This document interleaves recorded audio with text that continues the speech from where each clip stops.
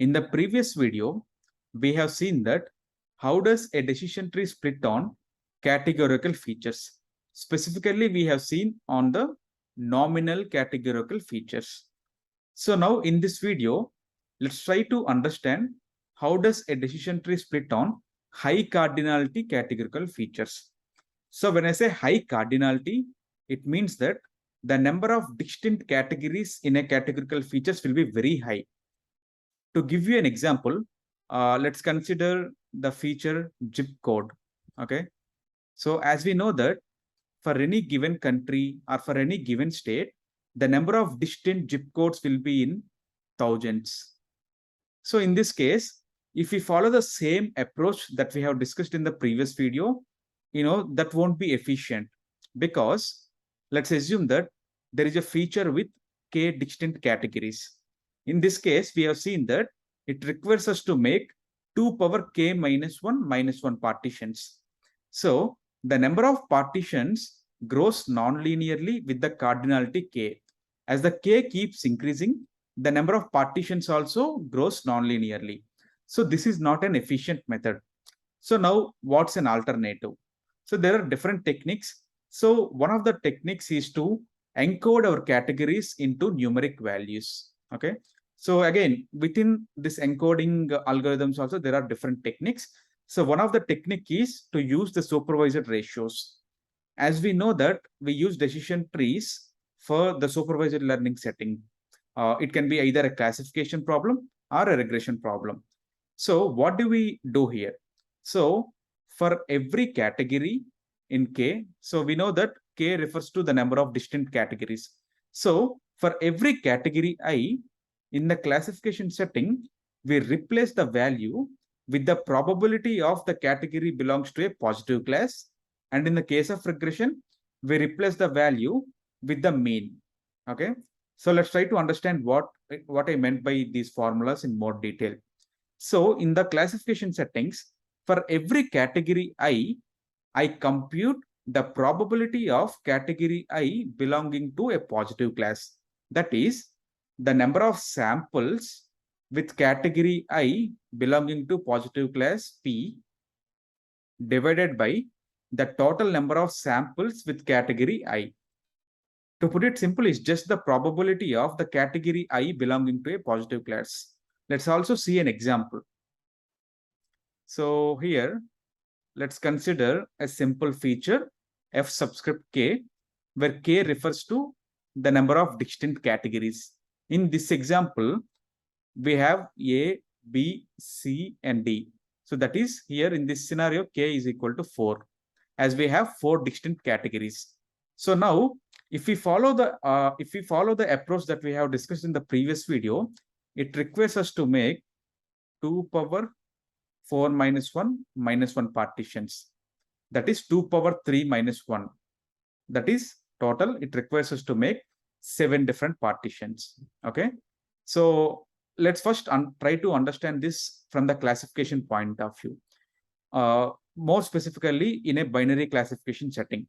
So for every category in this feature, I have assigned a class variable that is either 1 or 0. Okay. So now, given this feature f subscript k and y subscript c, that is the class labels list.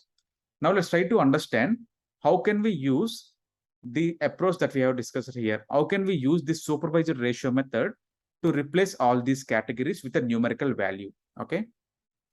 So like I mentioned here, you just try to observe this formula here. This is just a simple probability of the category belonging to a positive class. So I'll compute the same thing. First, for every category, that is for every distinct category, I'll compute the probability. First, let's try to compute the probability for category A. I'm calling it as f subscript small a. Okay. So let's try to identify the total number of samples which contain the category as A. 1, 2, and 3. So that is the total number of samples with category A. That is, in this case, I'm talking about T subscript A. Total number of samples with category A. We have 3 samples. So the denominator is 3. And what is the numerator? So out of all the samples, how many samples have the class label as positive? So we have, 3 samples with category A. Okay, if you just observe the class labels of category A, so if you see here, we have 2 ones and 1 0. That is, we have 2 samples that belongs to the positive class. So now I'll replace A with the probability 2 by 3, that is 0.66. Okay, that's why if you see the updated feature list, I'm calling it as FK dash. Okay, in this, I'm replacing all the A's with the probability 2 by 3, that is 0.66. Similarly, we can compute the probability for category B, category C, and category D. So in this method, we just converted the categorical feature into a numerical feature. We have already seen that for a given continuous feature, how does a decision tree splits? Okay, we just follow the same approach. That is, we try to find the better Boolean threshold. That is, we try to find the impurity for, every distinct value. That is for 0.66, 0.5. Likewise, for every distinct value, we try to compute the weighted average impurity in the case of classification, and we choose the split with the least impurity measure. Okay. So similarly, let's try to understand the same thing from the regression point of view. So if it is a classification, we can compute the probabilities. But if it is a regression, so we can compute the mean. Let's also try to understand that thing. Okay. So here, for the same categorical feature, now instead of assigning the class labels 1 or 0, I'm assigning the numerical values because it's a regression problem. Okay. Now, how do we compute the numerical value for category A? So it's very simple.